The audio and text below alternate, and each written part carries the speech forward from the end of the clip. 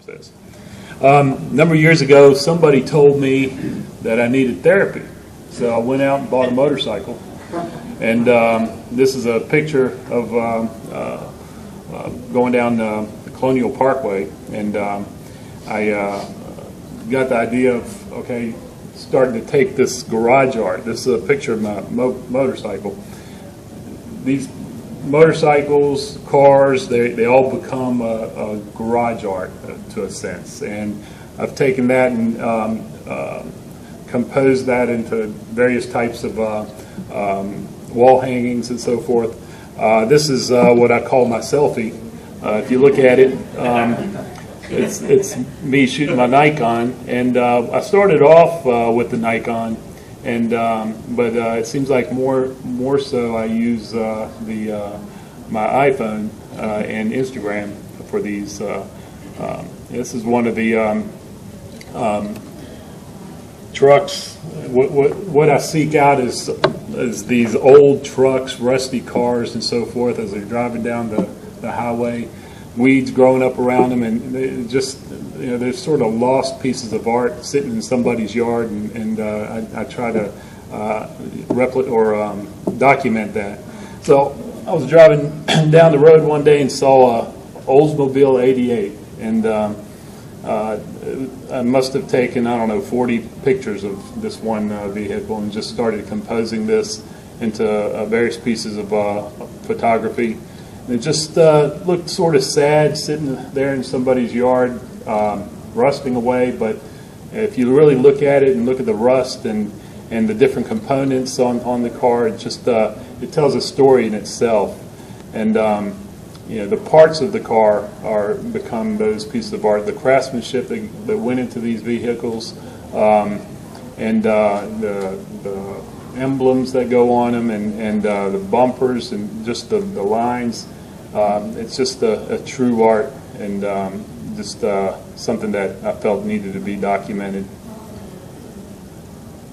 The headlight, I used to own a 1960 Triumph TR3A, and something about the front, the headlights, and the bumper, it gives you a sort of an expression to that vehicle.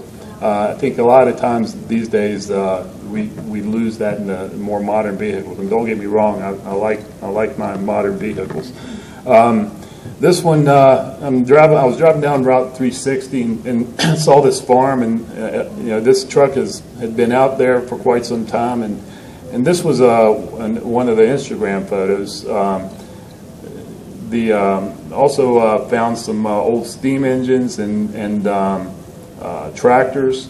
Out in Franklin County, I was out there visiting a lawyer, which I really didn't want to do, but I had to go visit the lawyer, and came across this old tractor on the side of the road, and just started snapping photos of the different elements of this tractor, and how it these pieces went together, and how I could compose the different elements on this tractor into pieces of art and photography. And I take these just to tell you a little bit about the photography. I take the photo, but also use masonite and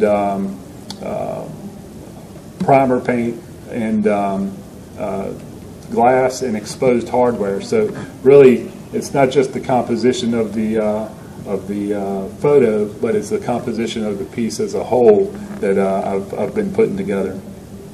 I don't have any pictures of that. The wheel on this tractor was just fascinating to me. How large it was. It just seemed like it would sink in the field somewhere. This was wasn't sure what type of truck this was. I think it might be a Chevy, but the emblem on it was not correct, and it was just sitting at the bottom of a hill. And, obviously been there a while. Again, weeds growing around it, and just sad looking. And this one was it's actually my future son-in-law's motorcycle that he built from scratch, and him and his friends have sort of embraced me, and they're a little more hardcore on their motorcycles than I am. And this is one of his friends. We call him Boy Band, and him and that group, we all rode down to the Outer Banks Bike Fest this year. Spent about 4 days down there, and let me tell you, that was an experience. This is another one of Danielle, one of his friends. They have tattoo artist Ryan, that and this is his girlfriend, and just the tattoos and then the sky in the background, I just thought was a nice composition. And let me introduce you to Ryan.